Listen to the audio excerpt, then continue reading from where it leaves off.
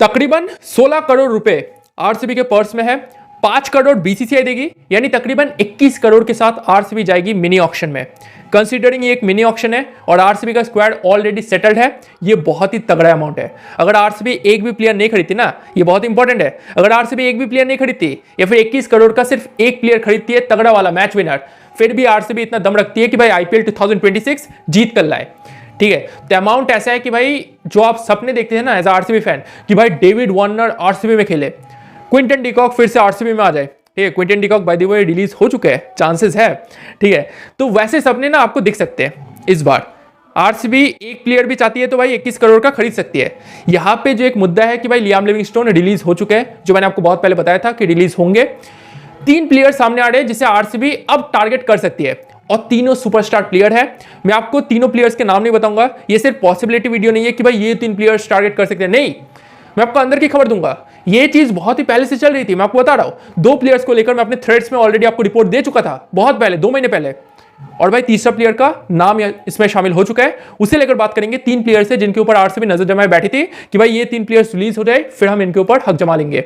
और 3 players release हो चुके हैं, अब आरसीबी भाई हाथ पैर धोकर इनके पीछे पड़ने वाली है, इसके ऊपर बात करेंगे। ठीक है, तो इसके पहले हम आगे बढ़े, एक छोटी सी रिक्वेस्ट, अगर आपको टीम इंडिया की आईपीएल की ऐसी अंदर की खबर चाहिए, इनसाइड रिपोर्ट्स, तो दोस्त दिल क्रिकेट को लाइक और फॉलो कर लीजिए। बाकी जो फ्रेंचाइजी है, मुंबई इंडियंस, एसआरएच, सीएसके, सबको मैं कवर करूंगा। ठीक है, तो दोस्त दिल क्रिकेट को लाइक और फॉलो लीजिए। चलिए इस वीडियो को शुरू करते हैं। देखिए, इसके पहले मैं 3 प्लेयर्स की बात करूं, ऐसा नहीं है कि भाई 3 प्लेयर्स को ही आरसीबी टारगेट करेगी, नहीं।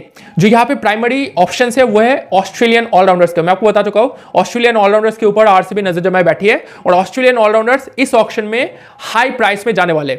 मैथ्यू शॉट है, कैमरन ग्रीन है, कूपर कोनोली है। शायद कूपर कोनोली को आरसीबी टारगेट ना करे क्योंकि जेकब बेथल को रिलीज नहीं किया है, जो मैंने आपको पॉसिबिलिटी बताई थी लास्ट वीडियो में, तो भाई शायद वो ना हो, लेकिन ये प्लेयर्स भी ऑप्शन में है। लेकिन 3 प्लेयर्स रिलीज हो चुके हैं, उसके ऊपर बात करते हैं। First player is Andre Russell. ठीक है, आंड्रे रसल को केकेआर ने रिलीज किया है, दैट्स अ शॉकिंग न्यूज, बहुत शॉकिंग है। ठीक है, लेकिन आरसीबी अब इन्हें छोड़ने नहीं वाली। ठीक है, चांसेस कम है, पहले ये कम चांस, फिर अच्छे खासे चांस, और फिर सबसे ज्यादा चांस किस प्लेयर पे है उसके ऊपर बात करेंगे।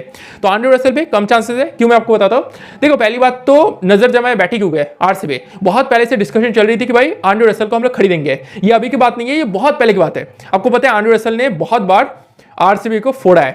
ठीक है, इंपॉर्टेंट स्टेजेस में फोड़ा है। और भाई विराट कोहली आंड्रे रसल से काफी इंप्रेस रहते हैं, उन्हें पता है कि भाई ये एक गेम चेंजर प्लेयर है। It's like having Hardik Pandya. ठीक है, हार्दिक पांड्या जो क्वालिटी लाते हैं, आंड्रे रसल भी सेम क्वालिटी लाते हैं।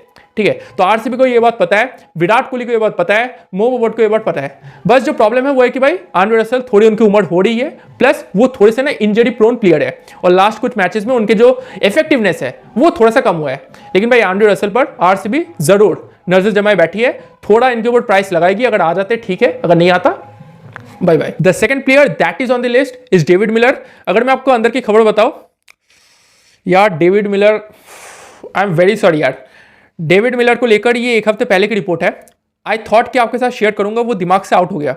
आई am very sorry for that and I am regretting, काश में शेयर कर देता। डेविड मिलर पर आरसीबी इंटरेस्टेड थी, ठीक है, बहुत पहले से थी, अभी भी है। और डेविड मिलर रिलीज हो चुके हैं, अब तो भाई आरसीबी हाथ पैर धोकर पड़ने वाली है। देखो, मैं आपको एक इंसिडेंट बताता हूं, जिन्हें अभी भी शक है डेविड मिलर आरसीबी टारगेट नहीं करेगी। देखो, डेविड मिलर एक ऐसा प्लेयर है ना, विराट कोहली, मो बोबर्ट और पूरी वर्ल्ड क्रिकेट डेविड मिलर को बहुत हाईली रेट करती है। उनका जो नाम है ना किलर मिलर, वो ऐसे नहीं पड़ा। आई थिंक अगर मैं गलत नहीं हूं तो 2014 या फिर 2015 का सीजन था, आप चेक कर लेना। किंग्स 11 पंजाब फाइनल में गई थी। ठीक है, पंजाब की टीम से 2 ही प्लेयर चल रहे थे, मैक्सवेल, ठीक है, जॉर्ज बेली भी थे, बहुत सारे प्लेयर्स थे, मैक्सवेल और डेविड मिलर।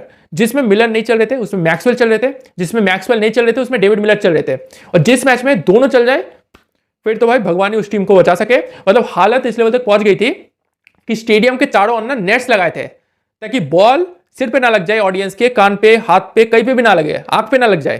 ठीक है, इस लेवल पे तो भाई दोनों ने मचाई थी। अभी तो नेट्स नहीं लगते। तो भाई डेविड मिलर एक ऐसा प्लेयर है ना, अगर चल गया वो अकेले दम पे टीम को फाइनल तक लेकर जाएगा, दैट्स क्लियर।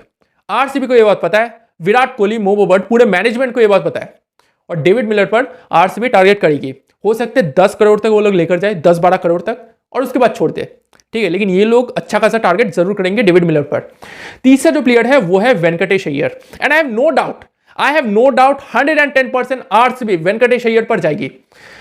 आईपीएल 2025 का ऑक्शन आप देख लीजिए, आरसीबी और केकेआर के बीच जंग छिड़ी थी।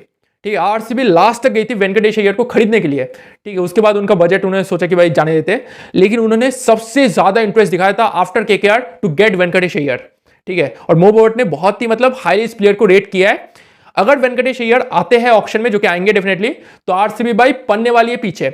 अगर 21 करोड़ पूरा बर्बाद कर दे फिर भी नहीं मंजूर है, लेकिन वेंकटेश अय्यर को ये लोग लेंगे।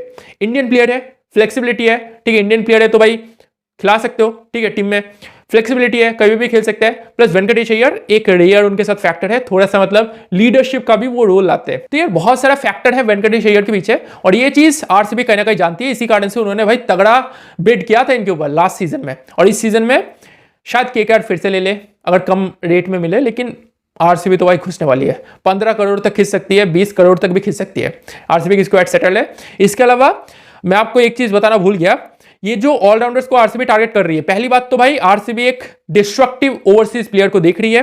प्रेफरेबल है कि भाई वो एक स्पिनर हो जो कि भाई बैटिंग के साथ स्पिन कर सके, या फिर वो एक फास्ट बॉलर हो। अगर दोनों नहीं है फिर भी चलेगा, अगर प्योर बैट्समैन है फिर भी चलेगा, लेकिन भाई वो मैच विनर होना चाहिए। अगर आप देखें David Miller, Venkatesh Iyer, they are match winners, ठीक है। तो ऐसे प्लेयर को आरसीबी ढूंढ रही है। अगर मैं आरसीबी के लैंग्वेज में बताऊं, राक्षस या फिर दानव ढूंढ रही है जो कि लियाम लिविंगस्टोन के उस रोल को अच्छे से निभा सके, दैट्स इट, ठीक है।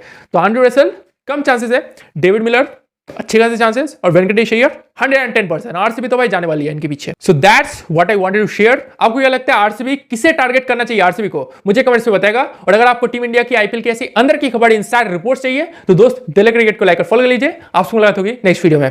Thank you.